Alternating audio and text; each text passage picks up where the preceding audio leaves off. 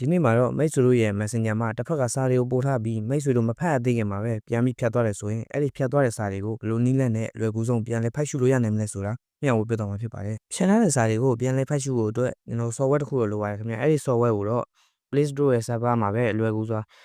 Unseen Knowledge ဆိုပြီးတော့လွယ်ကူစွာရိုက်ရှာနိုင်ပါတယ်ခင်ဗျာ။ကျွန်တော်တော့တောင်းပြီးသားဖြစ်တဲ့အတွက်မပြတော့ပါဘူးတောင်းတာတော့ဖြတ်ထားတဲ့စာတွေကိုဘယ်လိုဖတ်မလဲဆိုတာကိုပဲဆက်လက်ပြောပြပေးတော့ပါမယ်။အရုံးဆုံး software ကိုဝင်လိုက်ပါခင်ဗျာ။ဒီလိုမျိုးပေါ်လာရင်တော့ agree ကိုနှိပ်ပေးလိုက်ပါခင်ဗျာဒါကတော့ကျွန်တော်တို့အသုံးပြုမဲ့ software ကိုရွေးခိုင်းတာဖြစ်ပါတယ်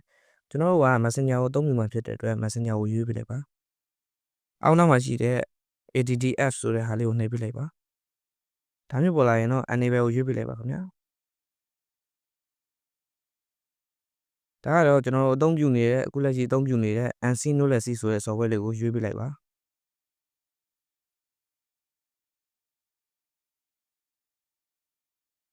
ပြီးတော့ရင်တော့ဒီအောက်နောက်မှာရှိတဲ့ဝိုင်းလေးမှာရှိတဲ့အမှန်ချက်ကလေးကိုနှိပ်ပြရမှာဖြစ်ပါတယ်10 second စောင့်အောင်မှာဖြစ်ပါတယ်ပြီးရင်တော့ okay ကိုနှိပ်လိုက်ပါခင်ဗျာ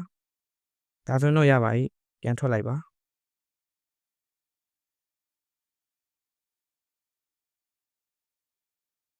ဒီမှာscreen မှာတွေ့နေရတဲ့အတိုင်း message ပုံစံလေးကိုနှိပ်လိုက်ပါခင်ဗျာဒါဆိုရင်တော့ကျွန်တော်အသုံးပြုလို့ရပါပြီကျွန်တော်စမ်းပြပေးပါမယ်ရုပ်ဆုံးဘူပြင်ချက်လိုက်ပါမယ်ခင်ဗျာ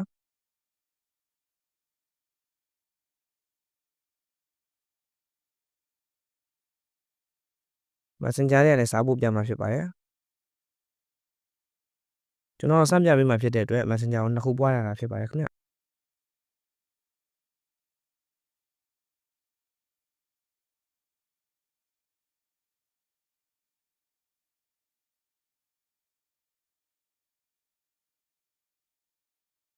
လက်မလေးပို့လိုက်ပါခင်ဗျာ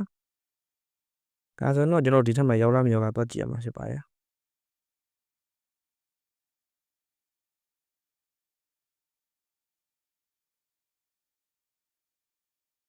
ဒီထက်မှရောက်လာပဲဖြစ်ပါတယ်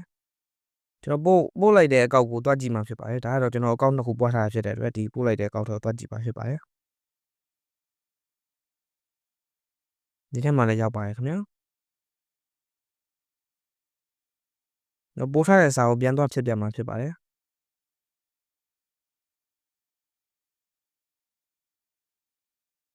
ဒီမှာဆိုရင်တော့မြင်တွေ့ရတဲ့အတိုင်းပြတ်သွားပြီပဲဖြစ်ပါတယ်ခင်ဗျာမြင်တွေ့ရတဲ့အတိုင်းဒီကောက်ထဲမှာလည်းပြတ်ပြီးသားဖြစ်ပါတယ်ခင်ဗျာဒါမှကျွန်တော်ဒီ Unseen Knowledge ဆိုတဲ့ software လေးထဲမှာတော့မပြတ်ပါဘူးခင်ဗျာဖြတ်ထားတဲ့စာတွေဒီတိုင်းပဲမြင်နေရတာပဲဖြစ်ပါတယ်